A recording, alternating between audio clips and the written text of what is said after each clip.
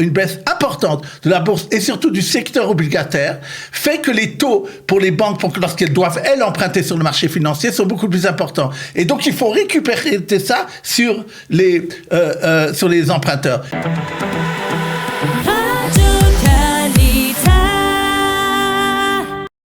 Et comme chaque mercredi, nous allons retrouver la rubrique économique de Studio Cadita avec le docteur Guggenheim.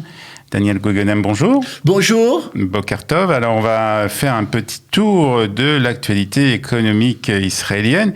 On va commencer par l'annonce cette semaine par la Banque d'Israël qui relève très fortement les taux directeurs. Alors, Daniel, pourquoi et quelles sont les conséquences de cette décision ? Oui. La Banque d'Israël sort la grande artillerie pour lutter contre l'inflation. Motif principal, faire comme la Fed aux États-Unis, c'est-à-dire la Banque centrale américaine qui a augmenté et qui veut augmenter très fort ses taux. Conséquence immédiate, remboursement beaucoup plus important pour de centaines de shekels par mois pour ceux qui ont pris des emprunts et particulièrement pour ceux qui ont pris ce qu'on appelle des mashkantaot. On va maintenant développer ce sujet. Alors, on y va. Alors, donc, c'est une conséquence directe pour ceux qui payent donc la mashkanta, le prêt immobilier. Oui. Avant des conséquences, je voudrais revenir sur les motifs de la Banque d'Israël pour faire ce geste-là. Le motif principal, bien entendu, c'est faire comme la Banque centrale en Amérique, parce que on a une augmentation dans le monde entier de l'inflation, et les banques centrales ont des politiques agressive, plus ou moins, bien entendu, suivant les pays. Et Israël, comme je l'ai dit, d'abord sûrement a voulu s'aligner à ce qui se passe aux États-Unis, puisque le dollar et l'Amérique et l'économie américaine est quelque chose de très important pour la Banque d'Israël. Maintenant, à part cela, il faut dire, il y avait d'autres motifs, bien entendu. Il y a le gouvernement s'est fixé et a fixé à la Banque d'Israël une inflation entre 1 et 3% dans l'année. Souvent, ces dernières années, on était en dessous de cet objectif-là. Maintenant, carrément, depuis plusieurs mois, on est au-dessus. Ah oui. On est à 4%, voire 4,5%. Et même, on pourrait dire, de ce qu'on voit sur le marché financier, sur la bourse de Tel Aviv, les agents financiers anticipent même peut-être une inflation près de 5% cette année. Et donc, il y a un problème. Le premier problème, et on en parle souvent ici, et qui inquiète beaucoup la Banque d'Israël, c'est le problème de l'immobilier, du prix de l'immobilier. En un an, on parlait de 16%, certains parlent d'un rythme à l'heure actuelle de 20%, voire de 25%. Une des raisons pour lesquelles les prix ont tellement augmenté, c'est parce que les prêts n'étaient pas chers, voire vraiment, il y avait des prêts dans certains mashkantot, une partie des prêts qui étaient pas loin du 0%. C'était normal puisqu'on avait une inflation qui était aussi pas loin de 0, voire négative, donc c'était quelque chose qui était normal.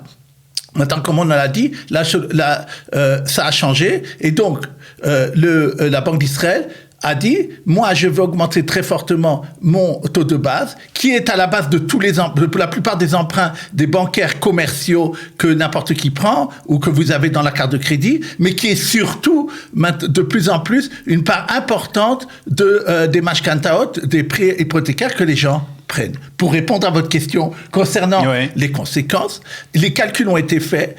Pour quelqu'un qui doit maintenant prendre une mashkanta, même ils ont parlé, je crois, des chiffres de 400 000 shekels, ça a été publié cette nuit, les gens vont devoir payer 800 shekels en plus par mois, par rapport à ce qui se passait il y a 2 mois. Je parle pour les gens qui doivent prendre une mashkanta maintenant. Pourquoi ? C'est-à-dire que s'ils prennent maintenant, on ne parle pas des personnes qui ont déjà une mashkanta sur leur dos, on parle des personnes qui connectent maintenant une mashkanta. Pourquoi ? Parce que l'augmentation de ce taux directeur, qui vient en même temps à une bourse à une baisse générale de la bourse, une baisse importante de la bourse et surtout du secteur obligataire, fait que les taux pour les banques, lorsqu'elles doivent, elles, emprunter sur le marché financier, sont beaucoup plus importants. Et donc, il faut récupérer ça sur les emprunteurs. Et on pourrait dire, il y a quelques ans, on peut faire 3%, maintenant, je pense que c'est plutôt 4-5% que ça devrait coûter sur 30 ans, pour les gens de façon moyenne. Les taux moyens, c'est donc une augmentation très importante. Alors, maintenant, ce que je voudrais dire, c'est comme deux choses quand même, que les économistes disent aussi. Est-ce qu'il y avait une autre solution de faire? D'abord, les économistes pensaient qu'il y aurait une augmentation des taux, mais moins agressive. Parce que c'est beaucoup. Il vient à 0,4, après 0,15, 2 mois après, c'est pas arrivé depuis 11 ans. Donc, on en est maintenant à 0,75 du taux de base. Bien entendu, là-dessus, les banques ajoutent 1,5 et ça nous fait plus de 2% pour le taux de base bancaire des banques, lorsqu'on peut avoir un prêt de façon générale. Et là-dessus, souvent, les banques augmentent, bien entendu, les taux sur lesquels ils prêtent aux emprunteurs suivant votre note que vous avez.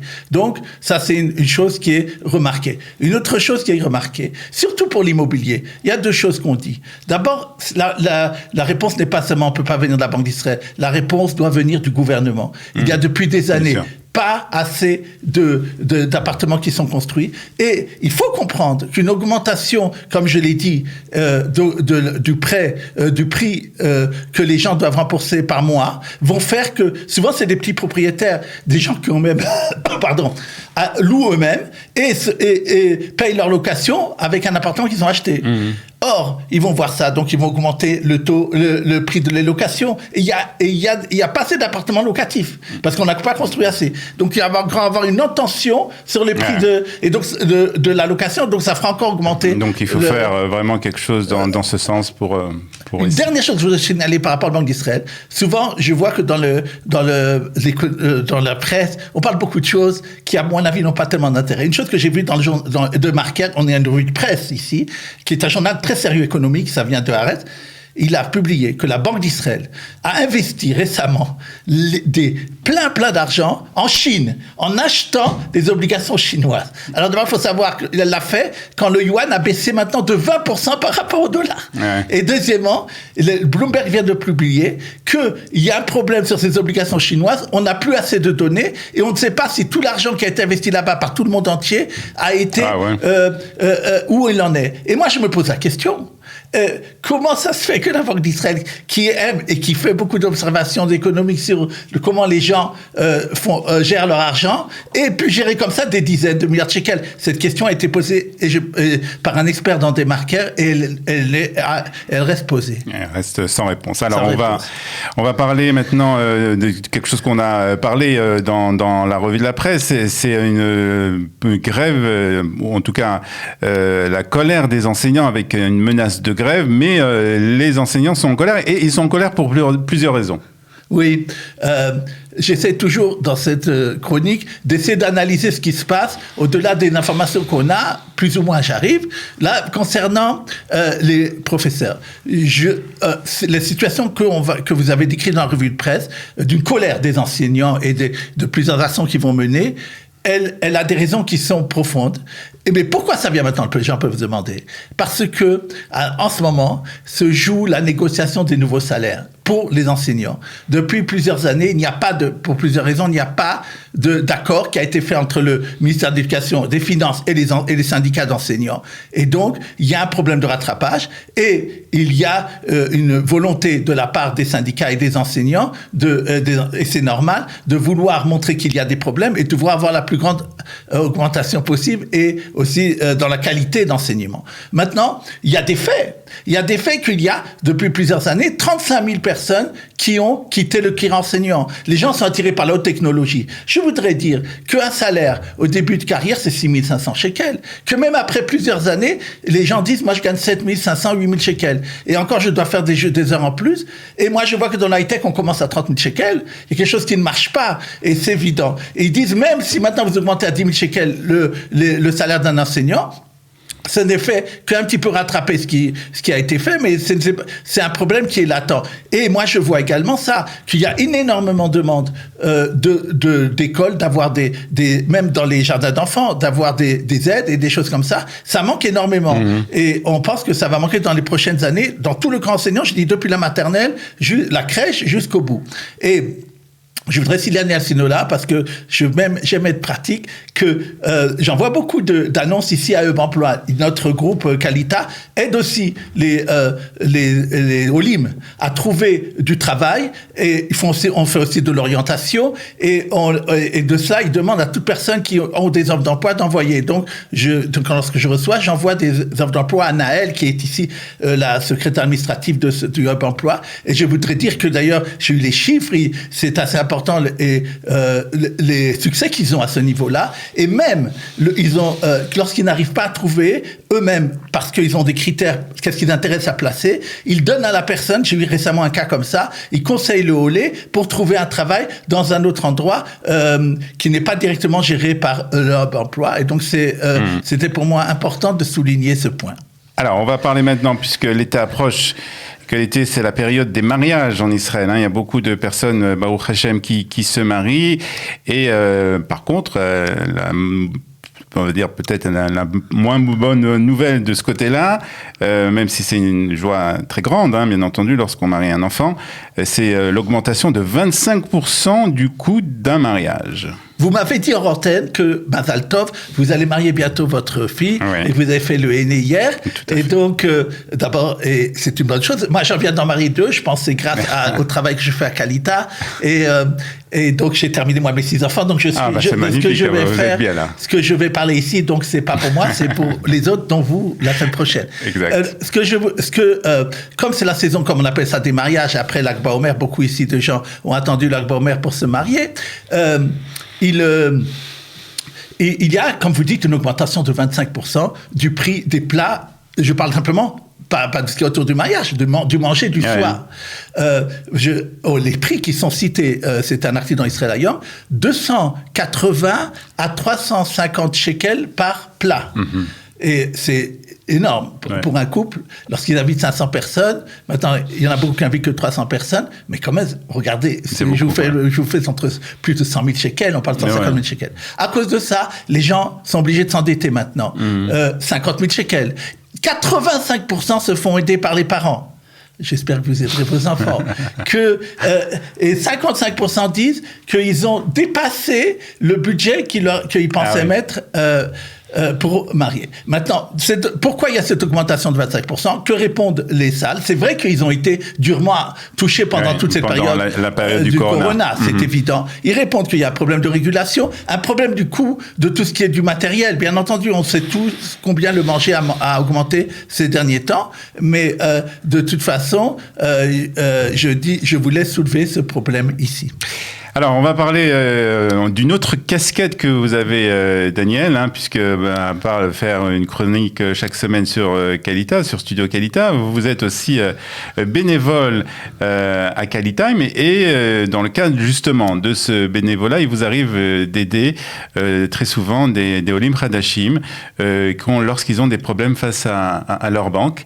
Et alors, on parlait l'année dernière, vous avez parlé la semaine dernière d'un problème d'une Ola face à sa banque, et vous nous annoncez un dénouement plutôt satisfaisant. Oui, je vous corrigerai, je suis bénévole à Qualitime, sous Sarah Simcha Ben Kemoun, et au Mitsuy Sruyot, sous Ayala Bloom. C'était donc vous justement ce cas-là. Vous avez vraiment plusieurs casquettes. Merci beaucoup. Mais c'est important de souligner, parce que des fois, des gens veulent à ce système ou à l'autre, et donc c'est bien les deux, mais il faut savoir que ces deux organismes existent. Point de vue de quoi, je rappelle en 1 minute ce qui s'est passé la semaine dernière, c'est que une OLAD, dans une banque, depuis le mois de janvier, avait son compte euro bloqué parce qu'il avait été bloqué par la banque sans lui demander la permission, et elle avait il disait que maintenant, comme elle avait changé de banque, c'était impossible de changer, il fallait attendre pendant presque encore 6 mois pour pouvoir enlever ce compte en euros. Alors, je suis allé avec cet eau-là à la banque, et c'est pour ça que je vous souligne d'abord, c'est très important qu'elle a gardé les papiers. Il faut toujours, lorsqu'on vient me prendre conseil, d'avoir des papiers. Souvent, Léolie me parle de choses orales. Je ne peux rien faire souvent devant des choses orales parce que la banque souvent arrive à se défendre. Elle avait des papiers, elle avait une preuve comme quoi elle n'avait pas donné son accord pour fermer ce compte, à tel point d'ailleurs que l'employé ne se rappelait plus, même à un moment donné, qu'elle avait fait, et qu'elle avait fermé ce compte. Elle avait dit, je le fais pour tout le monde sans leur demander, s'ils viennent me demander, j'enlève. On ne fait pas des choses pareilles. Je suis allé avec elle et je lui ai dit à l'employé qu'on ne peut pas faire des choses pareilles. Et après, je suis allé chez le directeur. Là où elle était allée avant que moi. Mais pour ça que je le dis ici, elle est allée sans qualita. Maintenant, on m'a fait depuis quelques mois une carte de visite. Je suis conseiller économique de Qualita. Les banques, surtout ceux qui sont avec les francophones, ils voient Qualita. Ouais. Et donc, ils se disent, si, de toute façon, d'abord, c'est quelqu'un qui connaît. Mais en plus, si c'est, vous êtes très gentil, mais surtout, si Qualita, ça veut dire que les gens vont entendre, que les francophones, que ça marche pas dans cette banque. Et donc, pendant 6 mois, ça n'a pas bougé. 2 jours après, l'argent était arrivé. J'avais menacé d'envoyer une lettre. Des choses qui est un peu liées à ça, qui a été hier à la Knesset. Ah ouais. Il y a une commission qui a reçu des représentants de la Banque d'Israël, des banques, etc. Pour le problème suivant, et qui est très fréquent pour les gens.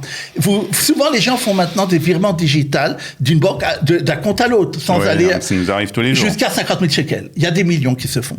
Maintenant, il y a des gens, c'est arrivé un cas, et il y en a plusieurs, qu'il a envoyé cet argent, 50 000 shekels, il a fait une erreur dans le chiffre de la succursale. Ouais. Il se trouve dans cette banque, il y avait 2 comptes. J'ai entendu ça, c'était le même numéro de compte, mais dans une succursale, ce qui est pareil étonnant, que dans la même banque, il y ait le même numéro de compte. Oui, et alors il a dit, et ça paraît étonnant aussi que la banque, de façon informatique, le nom on voyait que c'était pas le même nom.